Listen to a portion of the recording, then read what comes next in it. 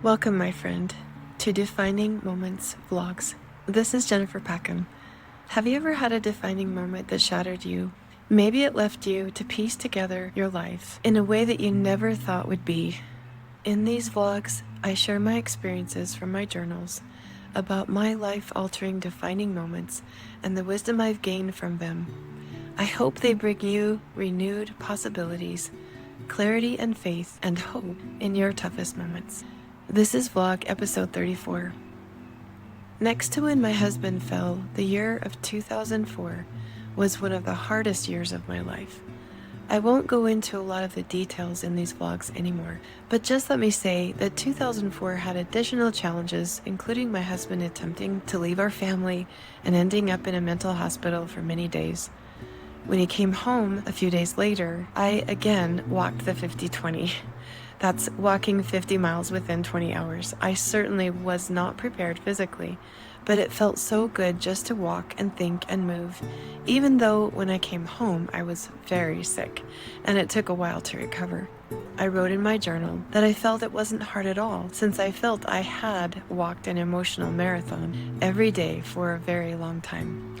I had grown accustomed to the constant dissonance of stress in my body to the point it felt more familiar than living without it. My saving grace was always dance and teaching ballet.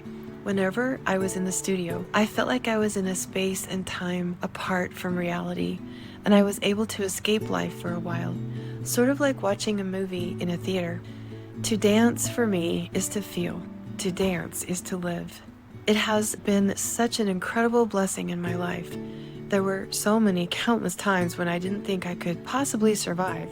Then, as I had the responsibility to teach, I was lifted beyond my circumstances and given the grace to continue. I will be forever grateful to my Heavenly Father for this overwhelming influence for good in my life. The mountains and hiking are also like this for me, along with the joy of raising kids and the happiness that inevitably snuck in between every struggle.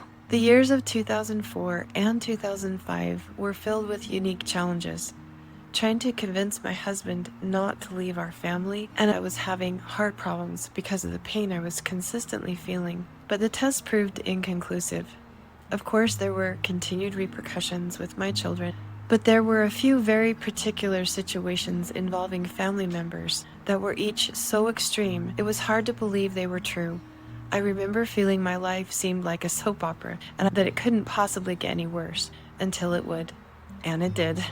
I remember going to girls' camp one year as a leader, and I remember watching the young girls and thinking how I feel like I've never been 14 or whatever age they were. I feel like emotionally I should be 100, or that I've lived many, many lifetimes of experiences.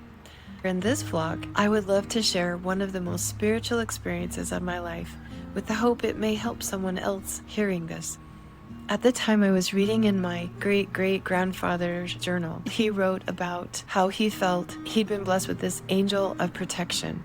And he wrote about these times when miraculously his children were saved, when this accident happened, and the food was changed for him to be able to tolerate it, and many, many times when he felt like he had this angel of protection. As I was reading this at this time in my life, I remember feeling if anybody ever needed an angel of protection, it was me. And I needed this angel of protection.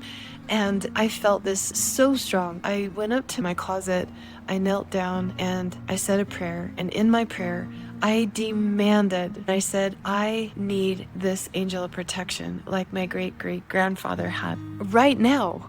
I need it now. I need it today. I don't need it next week. I don't need it someday. I need it now.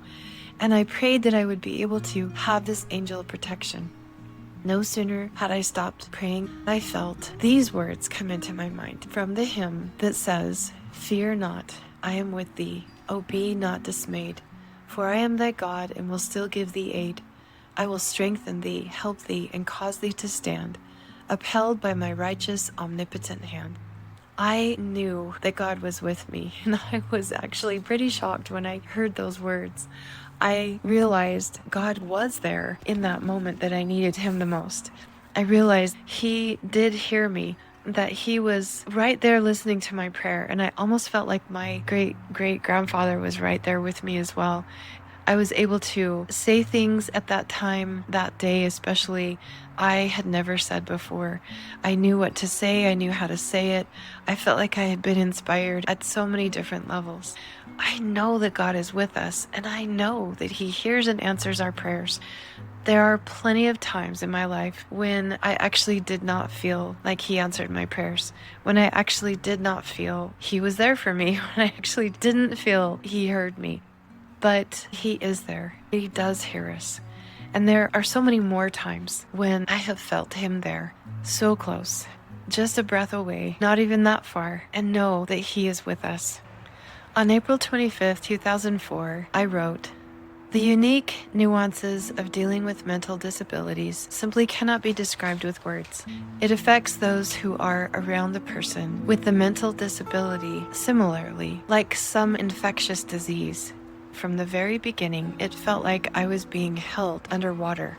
You cannot breathe or move emotionally and even at times physically. The mind is in a constant state of panic that goes beyond fight or flight because you can't even think to move. You can't even think clearly about how to get out of your situation.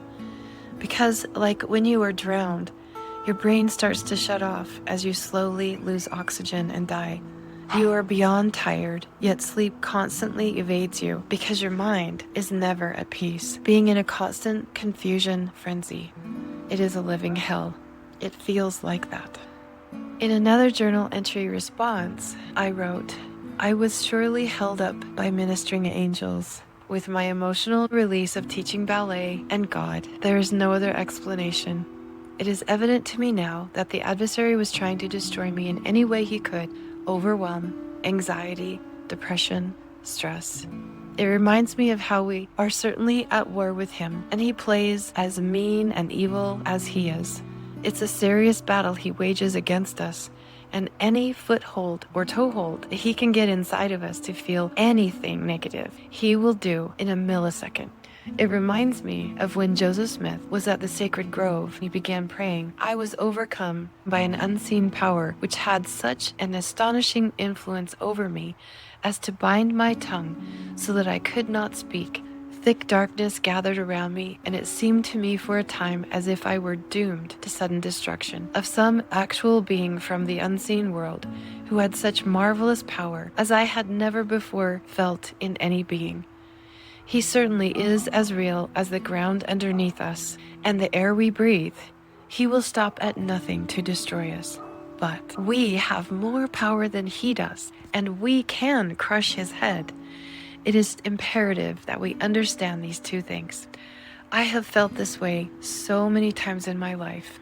This despair, anguish, this deep, deep sadness that would not leave. The only thing that makes it go is to cast him out, to cause Satan to leave. Know that those feelings, those negative feelings, are always from the adversary. They are never from God. And when we are feeling them, it is our first clue that something is wrong and the adversary is trying to make it worse. I know that God lives. I know that day when I prayed in my closet, he would hear me. I needed that angel of protection in that moment. I wasn't ready to wait. I needed it right then and there. He gave that angel protection to me. I felt it. It was a beautiful thing. I still feel it now. And those days when I feel so alone, depressed, anxious, yes, they do still come. My body became so used to being in that state, as I mentioned earlier, that being in stress felt more natural than it did to feel calm and peaceful and still. Yet, I know I am a being meant to be calm and peaceful and still.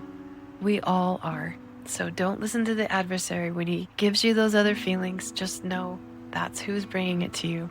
It is not you, and it is not from God, and he does not want us to feel that type of anguish. So many more wonderful things to share. Difficult and amazing and hard, and yet more growth than I could ever imagine. All of it good in the end. Until next time, keep on keeping on with God.